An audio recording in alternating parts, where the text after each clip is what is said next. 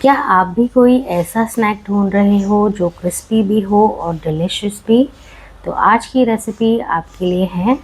आज हम बना रहे हैं चिकन एंड पोटैटो क्रोकेट्स जो हर बाइट में फ्लेवर से भरपूर है। तो चलिए देखते हैं इन्हें घर पर आसानी से कैसे बनाया जाता है। तो सबसे पहले हम चिकन ऐड कर लेंगे बोल में। चिकन को हमने बॉईल करके श्रेड कर लिया है। ये वज़न में 250 ग्राम है।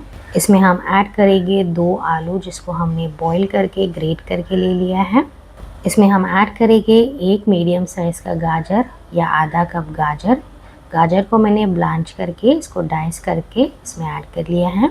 इसमें हमने 1 शिमला मिर्च भी ऐड कर लिया है। 2 स्प्रिंग अनियंस की वाइट्स और ग्रीन्स दोनों को हमने इसमें ऐड करके ले लिया है।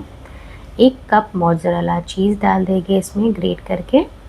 आधा मैगी चिकन क्यूब ऐड कर लेंगे। इसमें हमने 1 अंडा ऐड कर लिया है।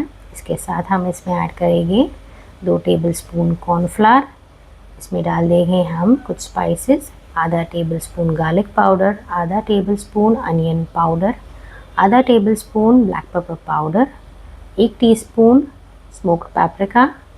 इसमें हम ऐड करेंगे 1 टीस्पून चिली फ्लेक्स। मसाले आप आपके हिसाब से कम ज़्यादा एडजस्ट कर सकते हो। इसको हम अच्छी तरह से मिक्स करके ले लेंगे। यहाँ पे मैं नमक डालना भूल गई थी, तो इस पॉइंट पर मैं इसमें 1 टीस्पून नमक ऐड कर रही हूँ।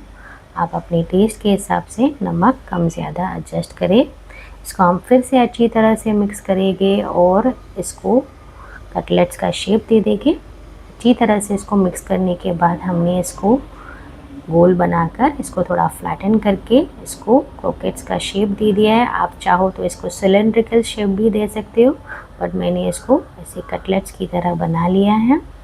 तो इसको हमने रेडी कर लिया है। अभी हम इसकी कोटिंग बनाने के लिए यहाँ पे एक स्लरी तैयार कर लेंगे। इसके लिए हमने ले लिया है 2 टेबलस्पून कॉर्नफ्लावर। इसमें हम ऐड करेंगे 2 टेबलस्पून ऑल पर्पस फ्लावर यानी मैदा।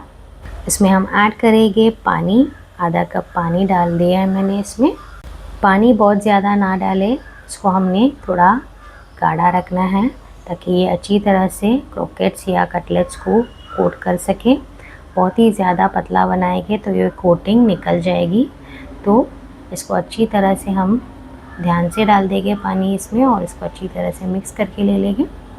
इसको हमने अच्छी तरह से मिक्स करके ले लिया है। अभी हम क्रोकेट्स को एक एक करके इसमें डालते जाएंगे और इसको कोट करते जाएंगे।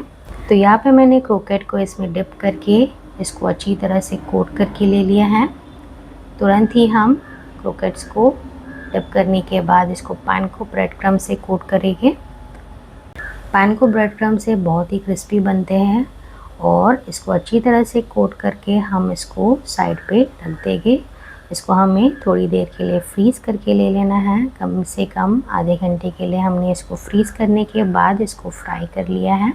तेल को अच्छी तरह से गर्म कर लेना है पहले, फिर हम क्रोकेट्स को एक एक करके तेल में डाल देंगे और इसको कुछ देर के बाद पलटा देंगे।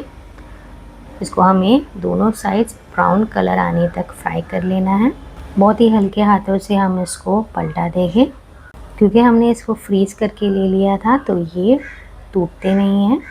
इसको हमने अच्छा सा गोल्डन कलर आने तक फ्राई करके ले लिया है। अभी हम इसको तेल से निकाल देंगे और इसको सर्व करेंगे टमेटो केचप या टमेटो सॉस या कोई भी मनपसंद सॉस के साथ आप इसको सर्व कर सकते हो। बहुत ही टेस्टी बनती है।